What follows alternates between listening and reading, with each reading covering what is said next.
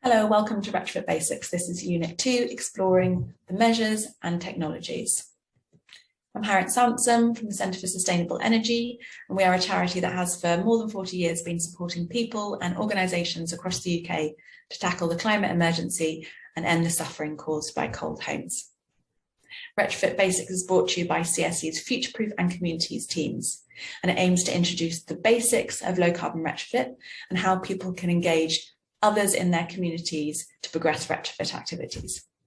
The project is part funded by the UK government through the UK Community Renewal Fund.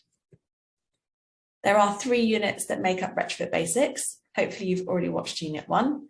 This is Unit 2, where we'll be looking at measures and technologies.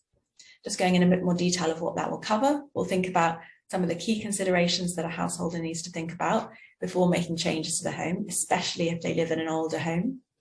Then we'll follow the energy hierarchy by starting looking at energy saving, then think about some of the measures in terms of tackling the fabric of the home. Then we'll think about technologies for heating and hot water, think about some of the regulations that a householder will need to be aware of, and then finally we'll think about heritage considerations. So how do we retrofit older homes, especially those that have heritage significance? So let's start by thinking about some of those key considerations. There are 5 key considerations that I will go through. And this is especially important when retrofitting traditional construction homes. So these are homes that have solid brick or stone construction, where making retrofit changes to the fabric will more likely bring with them issues, for example, around damp and ventilation. So it's really important that a householder is aware of these key considerations.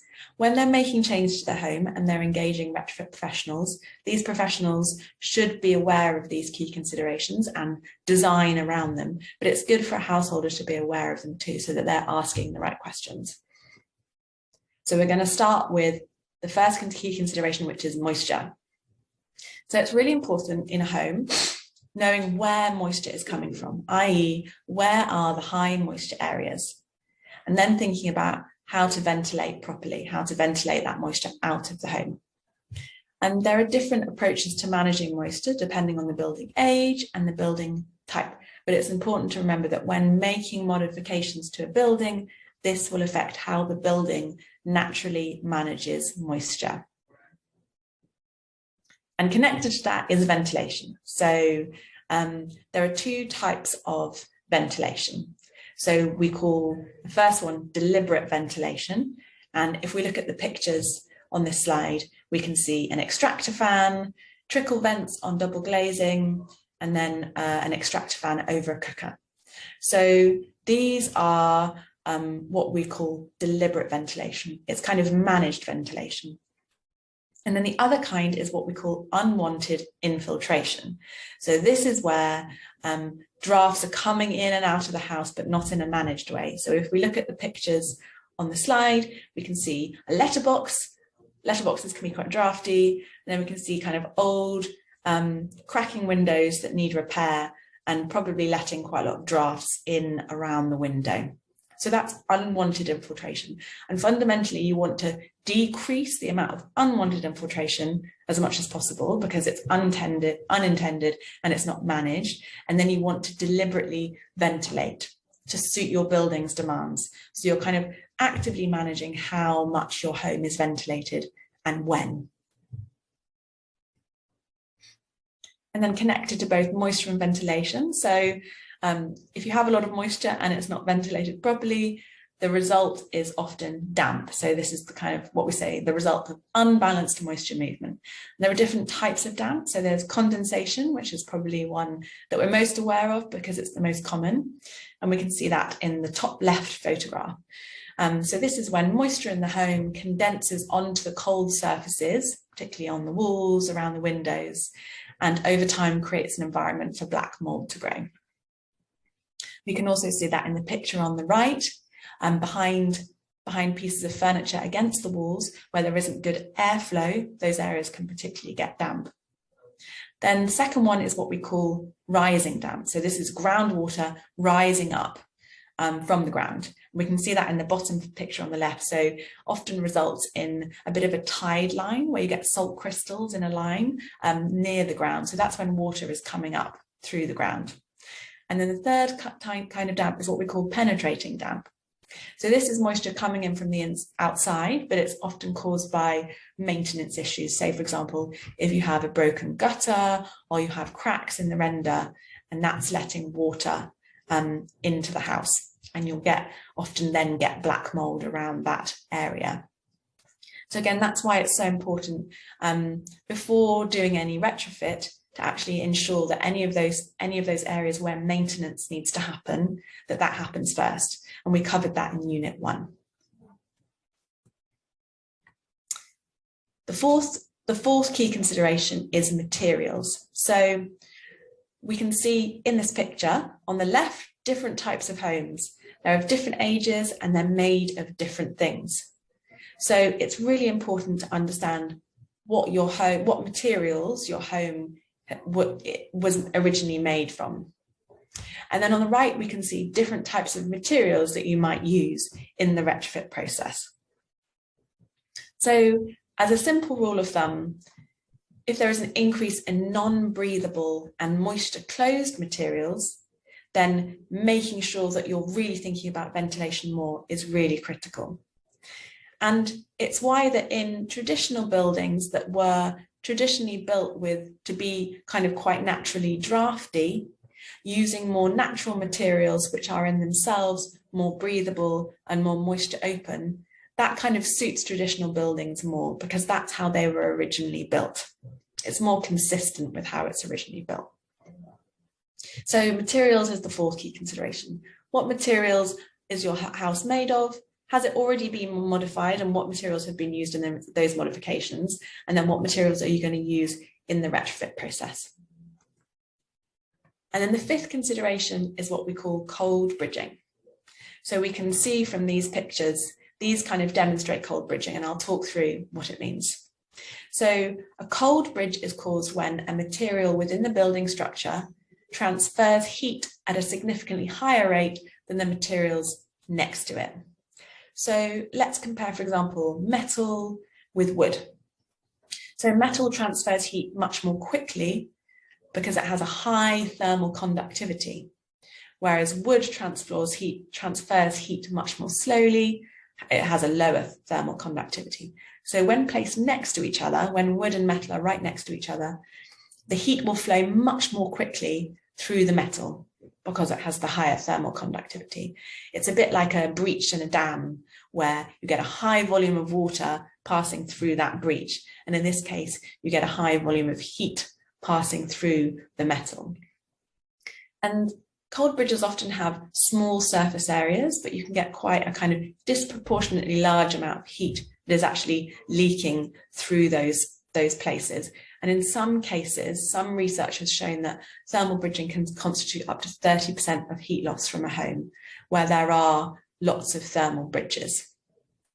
And not only do you get a high amount of heat loss through those spaces, but you also get a risk of condensation, because you get where the heat is leaking out, you get a cold spot, which brings with it a risk of condensation because any damp in the air, any moisture in the air will condense in that place. And you often get cold bridges where, for example, a property has had retrofit measures already installed, particularly insulation. So, for example, if the walls have been insulated or the floors have been insulated, but there are cold bridges around the edge of the insulation that haven't been tackled properly. So it's really important to remember that at a certain point, it becomes more efficient to reduce heat flow through those cold bridges rather than to increase overall insulation in the home. So coverage can be more important than the depth, making sure you have a really continuous coverage of insulation, for example. So let's just remind ourselves of those 5 key considerations: moisture, ventilation, damp, the materials, and cold bridging. And if you want more information, you can go onto our advice website. And on our advice website, we have lots of different leaflets. And if you scroll down, you'll find one which is the low carbon retrofitting, taking a whole house approach. And that will go through each of those 5 key considerations. So now that we've talked through those 5 key considerations, we're going to go into actually making changes to the home. And as I said, we're going to follow the energy hierarchy approach because that's the ideal order in which a householder will make changes to their home. And we're going to start with energy saving. So here are just some of the basic no cost or low cost energy saving improvements that a householder can make. So low energy lighting. So if a householder is changing a light bulb, making sure that they replace it with, for example, an LED light bulb. Making sure if they're changing an appliance that it's an energy efficient appliance, making sure that there are energy saving settings used where that's possible. And insulating boilers and pipework, that's a really low cost thing that can be done, but can often have quite a big impact. If a householder has an older style heating system that has a big boiler, it's really good to put a jacket on it. It's just a bit like having a duvet in the winter. And then, of course, there are some water saving measures that are also low cost, no cost, easy to do. So, for example, putting a hippo in your toilet system, making sure any taps or leaks are fixed, having rainwater harvesting so that you're collecting the water that comes off of your roof and using it, for example, to water the garden. So those are some of the energy and water saving things that a householder can do. And then connected to that energy saving and behavioural change, first element of the energy hierarchy, it's really important to make sure that a householder is using their controls well and understand them. So I'm just going to talk through what the different heating and hot water controls are that a householder will have, just so that you are aware of them and making sure that a householder knows how to use them effectively. So we start with programmers, or some people call them timers. So this allows you to control when your heating and hot water comes on and when it goes off. So it's really important to use this effectively so that you're making sure that your heating and hot water comes on and off around and is managed around how you use your home. So when the house is empty, for example, making sure that the heating isn't on, you can then program it to come on, for example, half an hour before people return to the house. The second one is a room thermostat. So their job is to monitor the temperature in the house and then send a signal to the boiler to let the boiler know whether it needs to come on or off. And with modern heating controls, you'll have the programmer and the thermostat in one. So that's really about thinking about how warm do you want your home at different times of day or different days of the week. TRV, so these are thermostatic radiator valves. So that's very local level control. So you'll have them on individual radiators. And that means it gives you the ability to control how hot a radiator gets in different rooms. So you may want your living room to be much warmer than, for example, other rooms in the house that aren't occupied so much. So you can turn down the TRV in those rooms that aren't used so much, aren't inhabited so much. But remember, if a room doesn't get lots of heat over a long period of time, you may experience damp problems. So it's important to have kind of a low level of heat, at least, even in places that aren't being used so much. And then a kind of more recent addition is what we call smart heating control. So this is where you can actually control the heating in your home, control your programmer via your mobile phone. So you have an app on your phone and you, for example, if your plans change and you're not coming home after all, you can tell the heating to not come on. We often recommend this to community buildings where if a community building doesn't have a member of staff on site, but people who are using the community building are letting themselves in and out, you could have smart heating controls so that the community building's heating can be managed from a distance. Sometimes community buildings might have an issue where the heating is left on, or someone who uses the building puts it on at a too high a temperature. So it just gives the member of staff an ability to manage that from a distance. So those are heating controls. And the next one is draft proofing. So on average, 15% of heat is lost through drafts, but it can be up to 25% in a really drafty home. So this is a low cost way in which a householder can really change how cold a home feels and how much heat is being lost through those drafty places. So you can draft proof the doors, the windows, loft hatch, letterbox. You can even put something up the chimney called the chimney sheep, which you can take in and out if your chimney is being used for a fire, but that means heat isn't escaping through the chimney. And it's really important that when you are draft proofing, that you don't block any of those places which are designed for draft to escape through, such as boiler flues or air bricks or window trickle vents. So it can be really common for air bricks over time to be covered up through building work. So it's really important that those are kept open.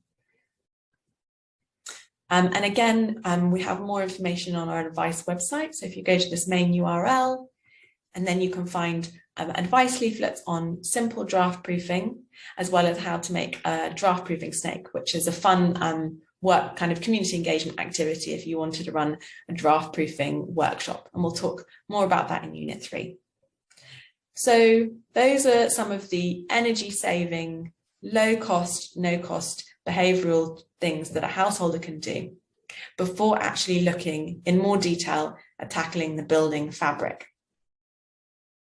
So now I'm going to go through all the different ways that a householder can improve the energy efficiency of the building fabric. And I'm going to start with insulating the walls. So when a householder thinks about insulating their walls, the important thing to know is what kind of walls do they have? So there's a bit of a rule of thumb, which is thinking about the depth of the wall. So if the depth of the wall is about 220 to 250 millimeters, it's probably solid brick. If it's a bit more than that, say between 270 and 310 millimeters, it probably has a cavity. And if it's really thick, then it's probably a stone wall, so older buildings. So the kind of wall that you have will tell you the kind of insulation that you can consider. So if it's a cavity wall, then cavity wall insulation is a good option. So it's easy to install and it's relatively cheap. But it's also good to remember that cavity wall insulation is not always appropriate. So if the cavity is too narrow or uneven, or if there are any structural issues in the wall, or if the property is very weather exposed, i.e. it's kind of very exposed to, for example, wind-driven rain, or it's in a coastal area. So just for information on that, so cavity walls were originally built as a barrier against penetrating damp, so especially in those more exposed areas. So not as a cavity to be filled. That's not how they were originally designed, the older properties. So with older cavity wall properties that were built in the 1930s and 40s, there is the risk of having issues when the cavity is then filled in. Those risks are higher with those older properties. And that's because in many cases, the cavity may be too narrow, or there may be rubble, or there may even be failed old wall ties which rust and on which insulation material can get caught. And it's not only the kind of walls that are inappropriate, but it's also using a material called mineral wool fibre. So this was a kind of filling in material that would quite easily get caught, for example, on ties within the wall, or that wouldn't have good coverage inside the cavity. And it's also a fabric that easily wicks moisture. So some of those older cavity wall properties that were then filled in have experienced damp problems. But since the 1980s, where buildings have been built with cavities with the intention to insulate that cavity, which has actually been a requirement in building regulations, those cavities should have been built properly to require insulation. So there are fewer problems with the properties that have been built since the 1980s. And to be clear, a decent cavity wall installer will do an inspection of the cavity first to confirm whether it's suitable to be infilled. And we recommend that you ensure the installer is covered by the cavity wall insulation guarantee, the CEGA. And it's always good, again, as I said in Unit 1, to check that installer's previous work. Do they have online reviews? Is there a householder you could get in touch with who's had that person work for them? And also it's really good to ask the cavity wall installer questions about when they would say no to doing an install, because that will let the householder know that they are aware of the risks and in some cases won't do the install. So cavity wall insulation is the first kind of wall insulation. The next one is solid wall insulation external. So this is where you are creating a kind of simple, continuous airtight barrier around the outside of the wall. And the benefits of that is that it's not too disruptive because the building work isn't happening inside the home. As I said, it can provide a simple, continuous airtight barrier. And for some householders, a really big draw is that it actually renews the appearance of the home, and it also protects the wall from weather, including frost damage. However, it's important also to be aware that there may be planning restrictions. For example, if the house is listed or it's in a conservation area, the householder is likely not to be able to install external solid wall insulation. There are also other things, for example, like features and fixtures, like the drain pipes, for example, will need to be removed whilst the insulation is being put on. It's ideal that windows are upgraded at the same time so that the window sill takes into account the thickness of the external wall insulation. Also, it's really important to be aware of the type of material that's used for external solid wall insulation. So we really recommend that with more traditional buildings, more vapor open materials are used. And it's really important to get a good, reputable installer because the detailing of solid wall insulation is really important. And again, there's the solid wall insulation guarantee, the SWIGA. So we really recommend that householders make sure that the installer is covered by that. And then another type of solid wall insulation is internal. So it's often cheaper than external, and it may be the only option, as I said, if a household is in a heritage area. And it can also be done room by room, but it is quite disruptive, obviously, because it's coming into the house. So fixtures have to be removed from the wall, the room becomes unusable whilst the insulation is being done. Also, the insulation is quite thick, so it kind of reduces the amount of internal space there is. There's also the risk of moisture being trapped between the insulation and the wall. We call this interstitial condensation, but this should only happen if the insulation system isn't specified correctly. So if it's done well, then this shouldn't be a problem. And again, as with external wall insulation, we really recommend that vapor open materials are used, especially with older buildings. And again, it also needs careful detailing, so making sure that you're using a good installer. And again, there's this solid wall insulation guarantee that we recommend householders make sure that the installer is covered by. So that's insulation to the walls. The next one is insulating the roof. So the key question is, what type of roof does a householder have? They might have an empty attic space, and they're looking to insulate at the joist level. So the recommended depth, we say aim for 300 millimeters. And you can kind of add a loft platform on top of the insulation if you still want to use that space, for example, for storage. It's really important to consider ventilation when you're installing this. So there will be ventilation tiles in the roof space, so just making sure that they're not being blocked and making sure that the loft hatch is also insulated. Otherwise you end up with a big cold spot if it's not insulated. Another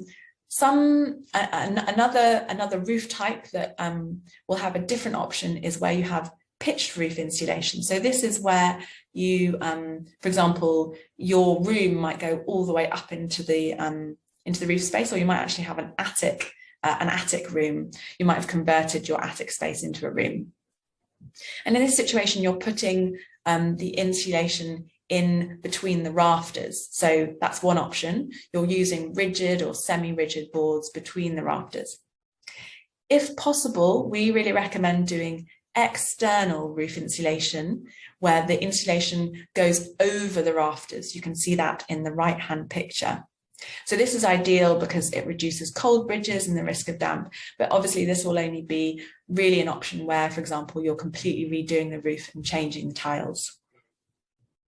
There is another kind of insulation that has been used in where you're insulating between the rafters, which is spray foam, a kind of a foam insulation. We don't recommend this because of ventilation issues, and it's also really difficult to remove.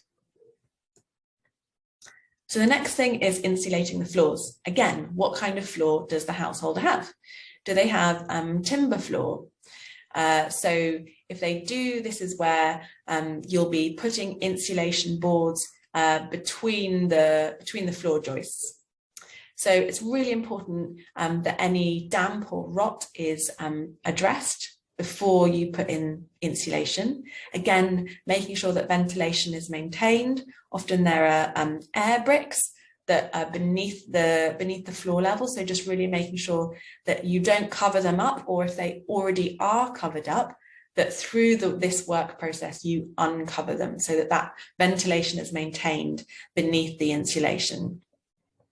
And you need to make sure, as with other types of insulation, that you are complying with building regulations. So yeah, we really recommend speaking to a building control officer about how to make sure that you're complying with building regulations. And there are different types of material that you can use to fill between the joists. You could use kind of hard insulation boarding, or more like mineral wool, which is more of a flexible fabric-like material. Or you might also have a concrete floor. So this is where you insulate above or even below the concrete floor. So again, using damp-proof membranes. So this can go above or below the concrete slab, depending on what kind of insulation product you're using. So depending on the type of floor you have, that will have implications for the kind of insulation that you put in.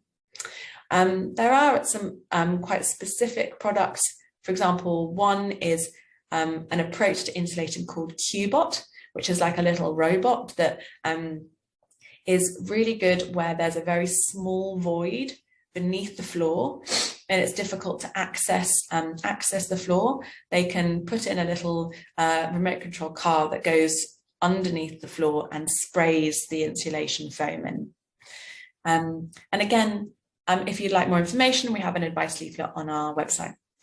So the next one is windows. So homes lose about 10 to 20% of their heat through windows and external doors. So installing a kind of energy efficient glazing and high performance thermal doors will reduce heat loss. We really recommend that if you're looking to change your windows and your doors, that where possible, you renovate and repair the existing ones. For example, in some situations where you might have a frosted pane in your double glazing, which means the pane itself has lost its insulation ability. For example, you could explore whether you can just replace the pane rather than the whole window itself. We also say that if you are changing windows and doors, it's kind of an ideal time to also install wall insulation so that the new windowsills and so on are effectively fitted around the insulation. So if you're thinking about changing your windows and doors, we really recommend thinking about whether you can install wall insulation. And again, also, there are some really big changes, that kind of big impacts that you can have on energy loss just through draft proofing around your windows, making sure you have good thermally strong curtains. Secondary glazing is also an option. This might be a really good option if you live in a home that has heritage significance, where there might be restrictions to actually changing the windows, but you could put in a secondary glazing panel inside. And obviously there are lots of different options for if you are going to put new windows in. They come in different materials such as UPVC, aluminium or timber, and different levels of glazing, secondary, triple glazing. And again, we have an advice leaflet on our advice website, which will go into the detail of all of that. So now that we've gone through how you can tackle the building fabric, the next layer in the energy hierarchy is what we say building services. So this is really your space and hot water heating. So once you've made sure that your home is as thermally efficient as possible, it's time to start thinking about the services that heat the space and the water within the home.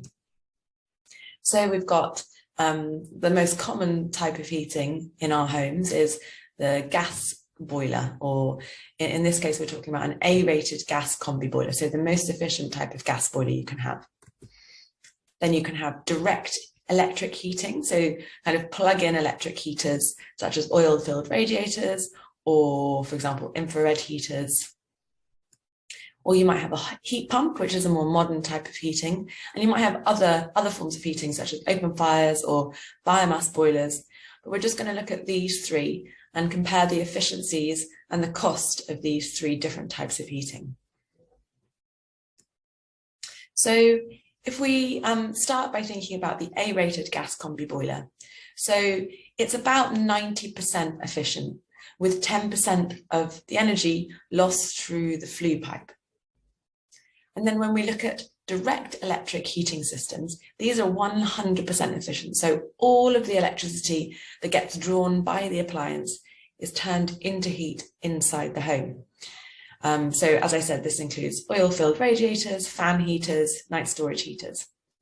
And then finally on the list, we have heat pumps, which are over 100% efficient because they use the electricity to extract heat from an external source. So they don't use electricity to make the heat itself. They're using it to extract the heat from the ground or the air, and then they move it into the home where it can be used for space and water heating. So that's why they are over 100% efficient.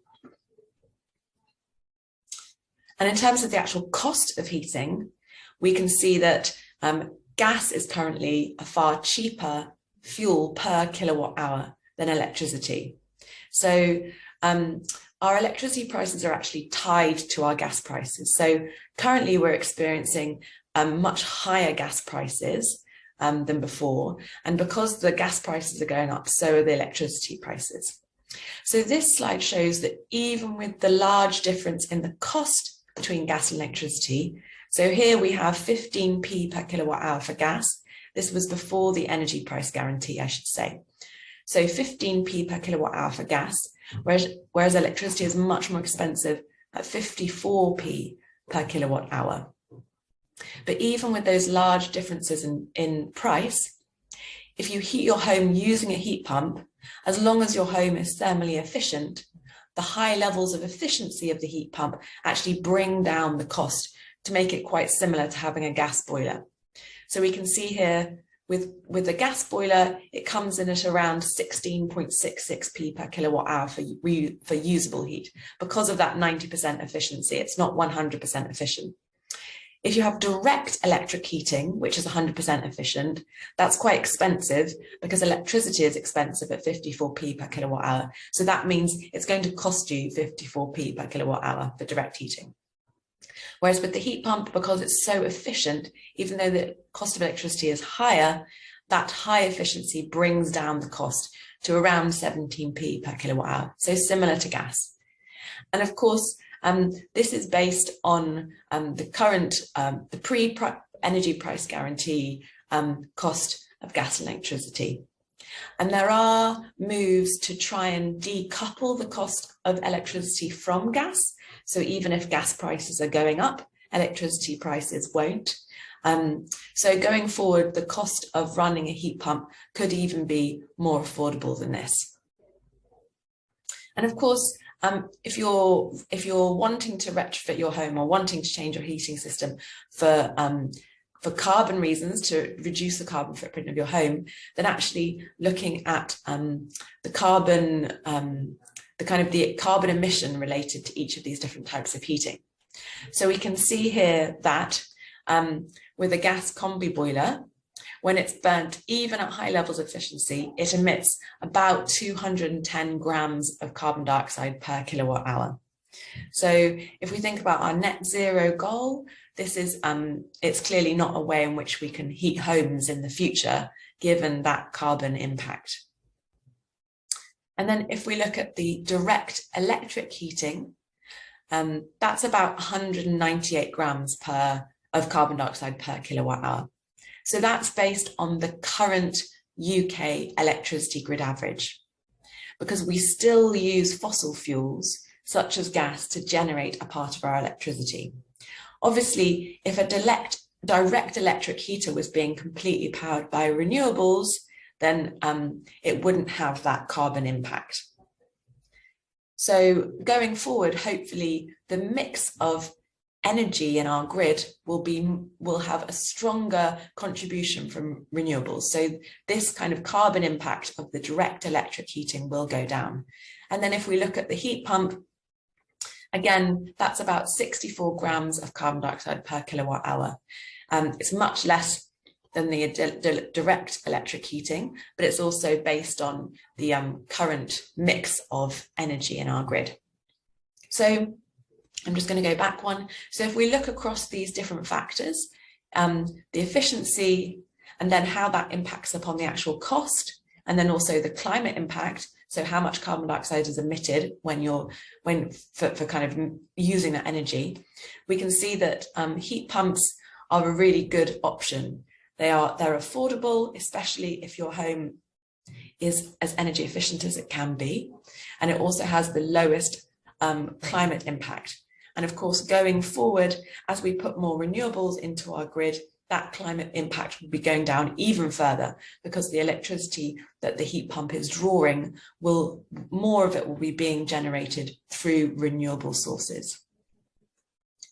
So now we've understood that heat pumps are the most efficient if your home is energy efficient in itself, and the most climate friendly heating system available currently. How do they actually work? So heat pumps use electricity to extract heat from an external source, as I said, and that's often the ground or the air. It can also be the water. And air source heat pumps just require a fan to pull air across a heat exchanger. So it's pulling air from the outside across a heat exchanger. So that's why they don't need that much space. They're just like a unit that can go on the outside of your home. But ground source heat pumps require collector tubes to extract heat from the ground, and that's why they require a larger surface area. So at this stage, the heat collected from the air or the ground is too low a temperature to be useful inside the home.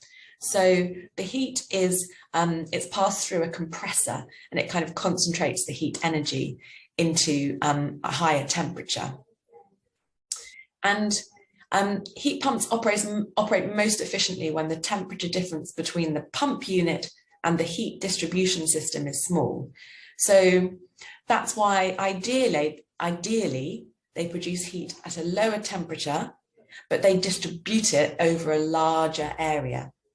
So that's why we say that if you're going to have a heat pump installed, you need to have bigger radiators, or ideally underfloor heating, so that there's a larger area over which the heat can be kind of spread into the house. As I said, your home needs to be really well insulated. That's so that the heat pump can operate efficiently at those lower temperatures. If the home is very energy efficient, it will retain heat better, and the temperature inside the home won't go up and down to such high degrees. There are grants available to help pay for them. For example, the boiler upgrade scheme, which will contribute £5,000 to the cost of a system, which we went through in Unit 1. And we also have an advice leaflet on our energy advice site if you would like more information on heat pumps. So finally, the final bit of that energy hierarchy, which is energy generation. So here we're talking about renewables. So it's important that a householder is actually buying the energy that they're buying into the home, that they're buying it from a truly renewable energy supplier. And we really recommend Good Energy, Ecotricity, or Green Energy UK. So these are companies that are actually increasing the amount of renewable energy that is generated and fed into the grid. You can get renewable energy tariffs through other providers, but those providers aren't actually increasing the amount of renewable generation feeding into the grid. If you'd like more information on this, we do have information on our website. But that's a really good first step to encourage a householder is to change their supplier to a green energy tariff. Although at the moment, it's not such a good time to switch supplier because of the energy crisis and the energy price rises. And then there's also the option of actually generating renewable energy. So in most cases, this will be solar PV, where there's the option to put solar PV on your roof, or solar thermal. If you live more rurally and you have land around that you have permission to install things on, then you might also think about, for example, wind energy or hydro or even geothermal. We have advice leaflets on our website on each of these different technologies. So if you're interested in reading further. And a point on having solar PV, often households also install a battery with a solar PV system. This means that whilst the PV is generating electricity, if the householder isn't able or wanting to use that electricity straight away, the battery can store that electricity and you can use it at a later time in the day. Batteries do have high embodied carbon emissions just in their manufacturing. So it's definitely good to be aware of that and to think about whether it's really necessary for you to have a battery when you're also having a PV system installed. It depends on your situation.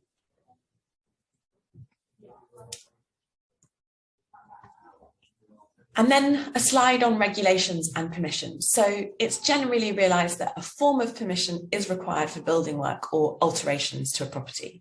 However, it might not always be clear whether you need planning permission or building regulations or even listed building consent if you have a home that might have heritage significance. So just to quickly explain the difference between these different forms of permission. So building regulations set the standards for the design and the construction of buildings to ensure that the safety and the health of people in those buildings is kind of upheld. And they also have specific requirements on energy efficiency, how energy efficient we build our homes, or if we're making changes to our homes, how energy efficient those changes are. Comparatively, planning permission seeks to kind of guide the way our towns and cities and countryside develop. So that's at a slightly more strategic scale, at a bigger scale. So for many types of building work, separate permissions might be needed, both under building regulations and the planning permission regimes. But for some building works, such as internal alterations, smaller amounts of changes, you won't need planning permission. You'll just need to notify the local planning authority to demonstrate that you're adhering to the building regulation requirements. The planning portal website is a really good source of information. I really recommend it if you have any questions about planning permission, whether you need consent, the different types of consent that are needed for different measures. Have a look on the planning portal website. If your house is in a conservation area or it has any kind of listing, or it might be that it is in another area that has some sort of listing, such as an area of outstanding natural beauty, you might need planning permission, or you might not actually be allowed to make the changes that you want to make. So our building stock is made up of lots of different types of buildings, and older buildings have a really distinct vernacular, which gives an area its kind of character.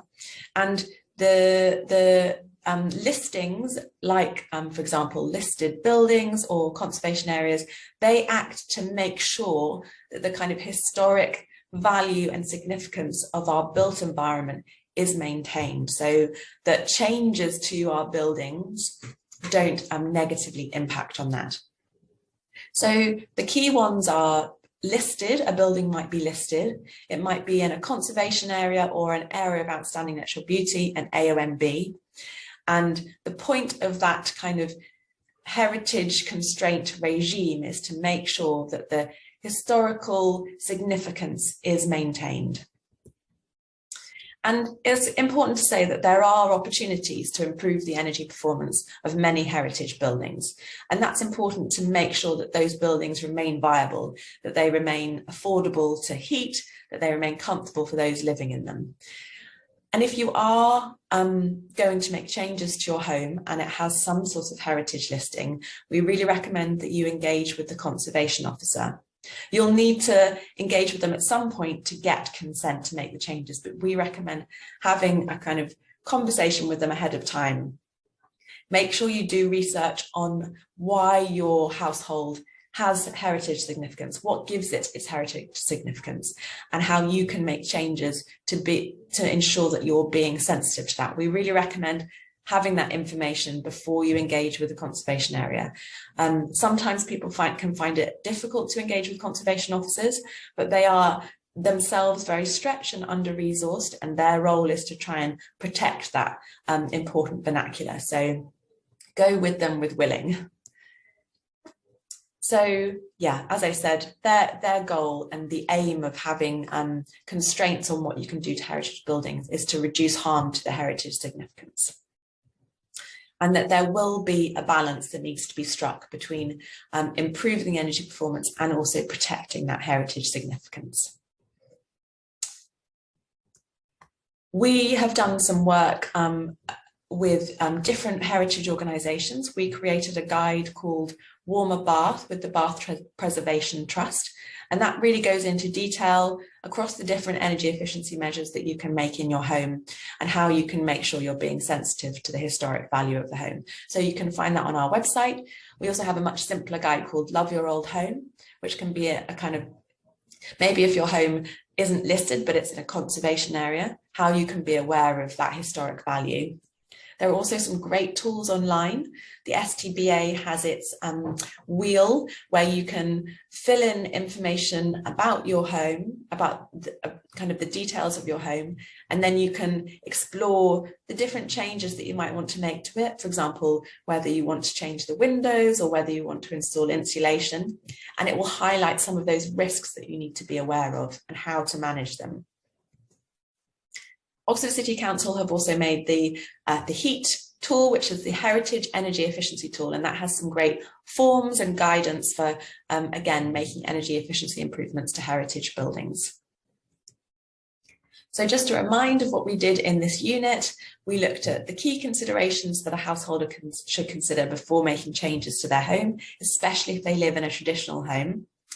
Then we followed the energy hierarchy. We started with looking at energy saving, measures that we can do to change or improve the energy efficiency of the building's fabric. We looked at technologies, comparing, for example, gas boiler to heat pumps for our hot water and heating. We looked at some of the regulations and permissions that a household might need to make changes, and then we looked at the heritage considerations. So I hope you'll join me in Unit 3, where we'll be looking at community engagement. So how can you start to engage people in your community to take part in retrofit activities?